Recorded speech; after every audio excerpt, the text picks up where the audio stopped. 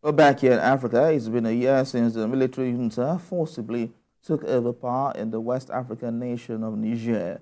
Following the coup, the military junta joined its counterparts in Mali and Burkina Faso to withdraw from the Economic Community of West African States to form the Sahel State Alliance.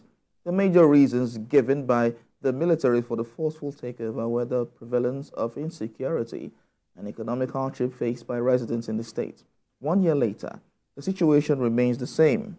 Security advisor to the ousted President Bazoum Musa Mouni has said that the issues have worsened. All right, Project Director, Africa 100 Most Notable Peace Icon, Dr. Kingsley Amafibe, joins me now on the World Now to discuss this situation. Thank you very much for joining us at this point. Thank you. I appreciate so much. I'm joining all the way from Kigali right now, Rwanda. Thank you so much for joining us at this point. Yeah. Okay, so it's over a year, and of course, analysts have said that the issues, they have worsened in Niger since President Bazoum was ousted. What's your view on this? I will tell you that a lot of things are happening when it comes to development in Africa, because we talk about our culture, we talk about our people, we talk about the state of Africa today. Like I must tell people that Africa is rising. And Africa is the next business destination. You see many people coming to Africa to explore. Now, we have so much potentials that we have not harnessed yet. And these potentials are around us when it comes to the mineral resources across Africa. But yet we are faced with poverty. And this, I think, this is what the summit is all about. So do you think that, looking at all of these things, do you think that the current system, the current president in Niger will be able, or is enlightened enough to handle these kinds of issues in Niger? Of course, he's doing a lot to handle when it comes to poverty, trying to alleviate people from poverty, developing characters also. I think they are doing so much to alleviate poverty in Niger. So do you think states like Niger, Mali, and other Sahel states will return to democratic rule in no distant time?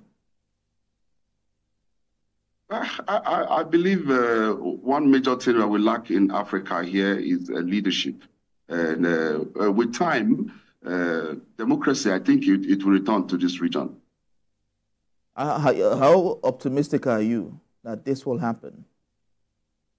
It will, because you see what's happening across everywhere.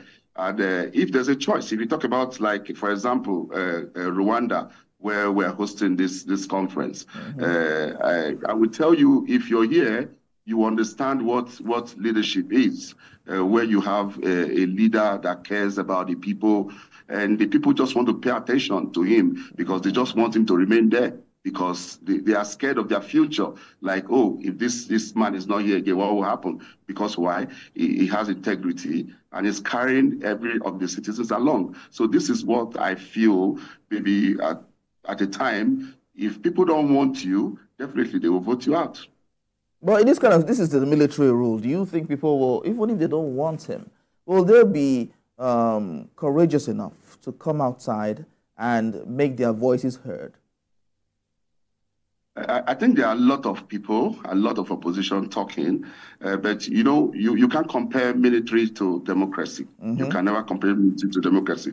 But when it comes to that, the choice of if they are doing the right thing, to me, that's my opinion. If they are doing the right thing and they are trying to alleviate poverty from the society, I think we can encourage, or maybe there's no way. The best thing to anything is dialogue, which is democracy. All right, so obviously when the three Sahel nations, the three countries, Niger, Mali, and of course other Sahel states came together to form a bloc they left the the ECOWAS regional bloc, of course. What do you think that other countries within the West African sub-region can do to improve trade between these two countries and relationship between these countries altogether in West Africa and ultimately in the African sub-region?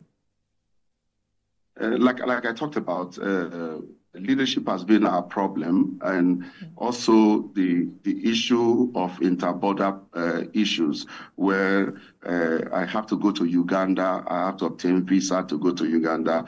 Like I will talk about Kigali, where I am today, or where we are hosting the conference today. Now, it's visa processing is always a problem for people to interconnect. Because where you have, maybe we as Africans, we can share opportunities through maybe our borders. I think this will play a major role when it comes to this discussion. All right, so for the other African countries, what are the lessons that can be learned from the Niger coup? I believe the lessons that can be learned is that our leaders should take priority about what happens with their citizens. They should take precaution what happens to their citizens, because a lot of things are happening across Africa when it comes to leadership.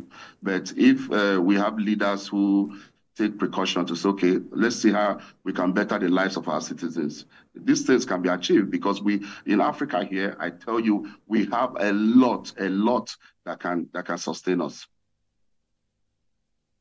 All right, Project Director, Africa 100 Most Notable Peace Icons, Dr. Kingsley Amafibe, thank you so much for joining us and lending your voice to this discussion. Thank you very much. You're welcome. Thank you very much. Well, at this point, we'll take a quick break and we'll return to talk more. Stay tuned.